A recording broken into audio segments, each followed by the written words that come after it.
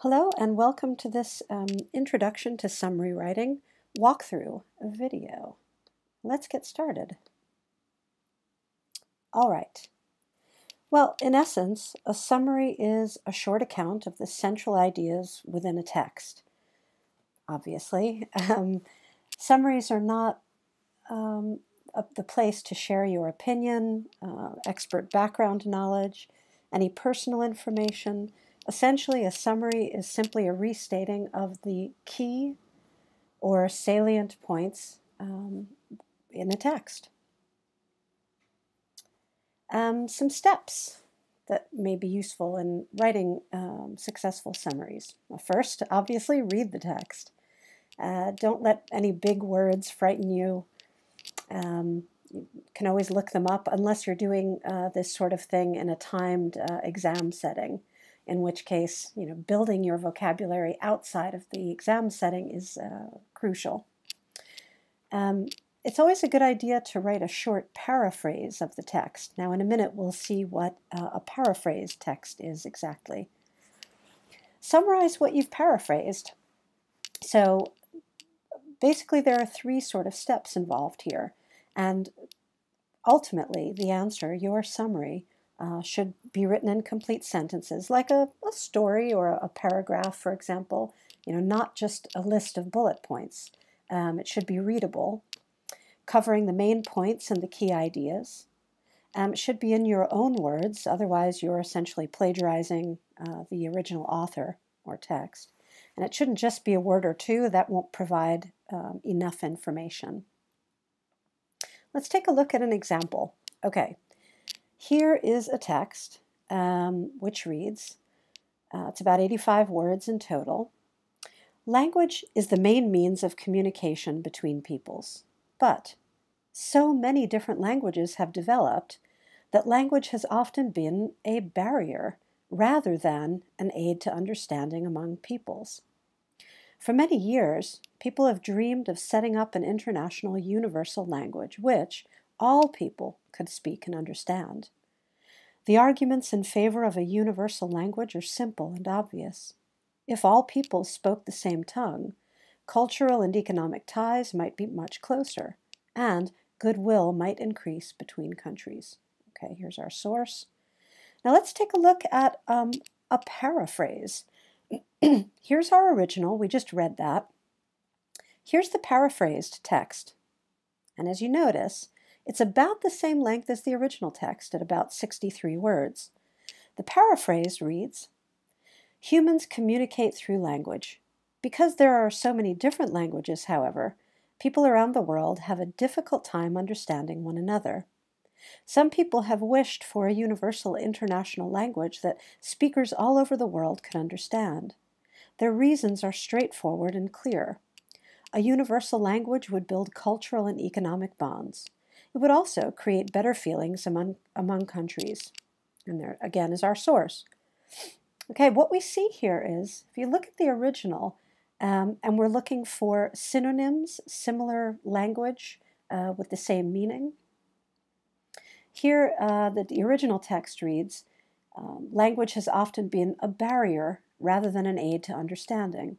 Now here we've said the same thing. People around the world have a difficult time understanding one another. That's essentially the same idea here, stated in different words up here. You'll also see in the original it reads, "People have dreamed of setting up an international universal language." We'll look down here. "People have wished for." Okay, so again, it's the same idea, simply stated in different wording. Here the original text reads, "The arguments are simple and obvious." And here we've changed the words to read straightforward and clear. These are indeed the same sort of ideas. So what is a paraphrase? Well, it's a rewording of the text in different language, usually to avoid plagiarism. But it's also a great technique for sort of aiding one's own understanding of information. If you write a paraphrase in your own words, you're processing the text you've just read. Okay, so that's a paraphrase. Now, this is not the aim of our tutorial here. We're looking to write summaries. Let's take a look at the difference between, well, the paraphrase and the summary. The first difference is obvious indeed. The summary, as the very name would indicate, is much shorter. Okay, the main points in our summary include people communicate through language. However, having different languages creates communication barriers. A universal language could bring countries together culturally and economically, as well as increase good feelings among them. So in 2 sentences, we've essentially siphoned down and compressed the main ideas of the original text. Further, okay, what should go in a summary? Well, only the major ideas, the necessary information should be included. So you need to ask yourself as the reader, does one need this information to really grasp the meaning of the text? If the answer is yes, then paraphrase, put it into your own words in your summary. And again, the main idea is what the text is about. The key points will include information which is used to support that main idea. Your summary then should include only main ideas and salient, another word for key or main, crucial points, not supporting details. Now we'll take a look at it in a minute at what supporting details might be. Your summary should not alter the original meaning or the tone of the source text you're working from. So indeed, that's why, referring back to the beginning of our PowerPoint, this is not a place for opinion or background information, supplemental information. You're just restating what you've read. And again, the tone should be similar. So if it's an academic text, if you're writing your summary in a tone which is not academic, thus sort of more slang or spoken language, you're altering the tone and thus sort of misrepresenting the original text. Let's take a look at yet another example. Okay, the original passage here reads, bilingualism and its advantages. It was once believed that learning to speak 2 languages at an early age could create confusion between them. However, research today indicates that bilingualism, or speaking 2 or more languages, has many advantages. One very obvious benefit is that individuals who speak several languages can communicate with more people. Being bilingual also can have a deep impact on how the brain functions. Research shows that bilingual children are often better able to learn words, form rhymes, and solve problems than monolingual children. Children who are bilingual are adept as well at categorizing words. Now, this is our source. This is where the information comes from originally. This is because the brains of bilingual children, according to experts, are able to process information with great efficiency. Having to switch between 2 languages on a constant basis seems to help these children develop a capacity to focus and ignore distractions. At the same time, they are able to retain information. Again, our source. Bilingualism has been shown to have advantages for adults as well as children. At St. Michael's Hospital in Toronto, researchers found that being bilingual can delay the onset of Alzheimer's symptoms. Alzheimer's disease, an illness that affects the brain and memory, seems to progress more slowly in bilingual adults. This may be because their brains are better prepared to compensate for changes in brain function. Based on these and other findings, it seems clear that being bilingual is not only beneficial for children, it may also be vital to a person's health and wellness later in life. Okay, there we have our sources. And let's take a look at some possible summaries of this text on bilingualism. We've got 2 sample summaries here. Now let's read through them and conclude which one is the better summary. Summary A reads, research suggests that speaking more than one language has many benefits. First, a person who speaks another language can communicate with more people. Also, learning another language can help brain development. Bilingual children are better at learning vocabulary, rhyming, problem solving, and analyzing words. Experts think bilingual children's brains are better at these tasks because changing from one language to another helps the brain become better at focusing. Being bilingual also has an advantage when a person is older.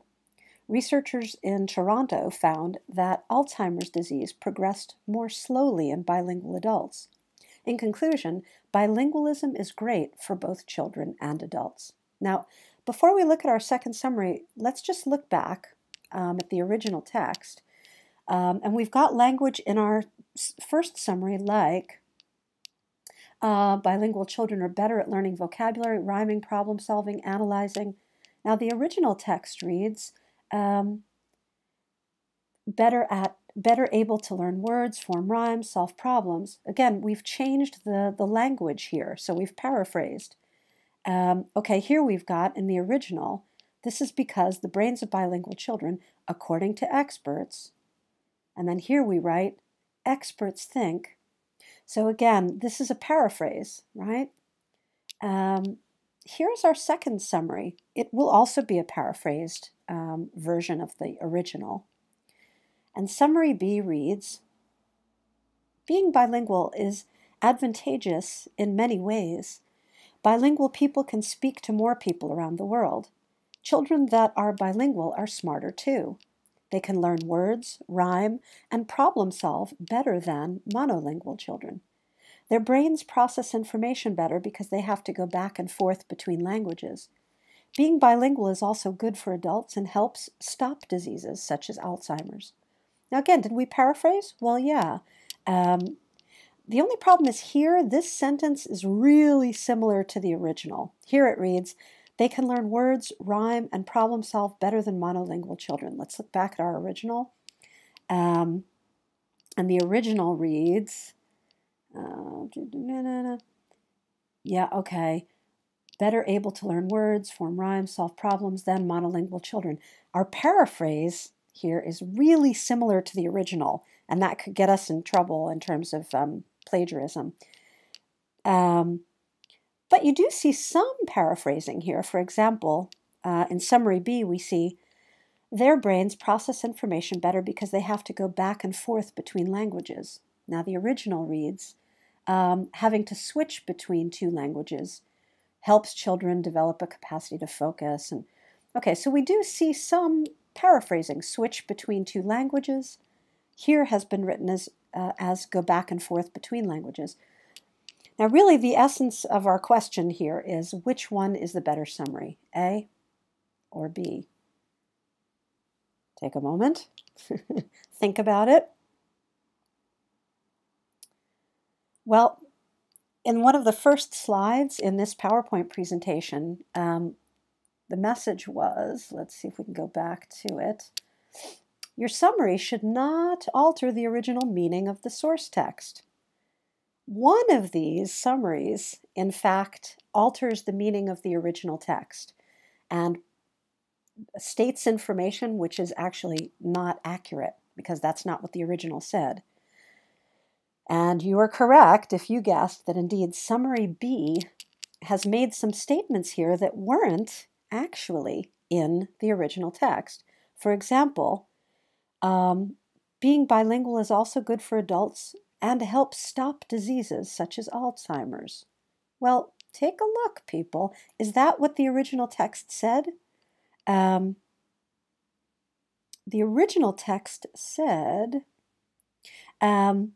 it seems to progress more slowly. The disease is not stopped, but it progresses more slowly.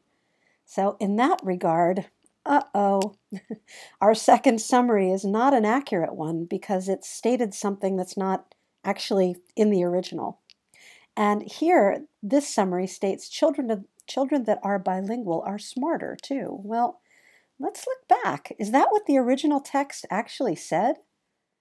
No.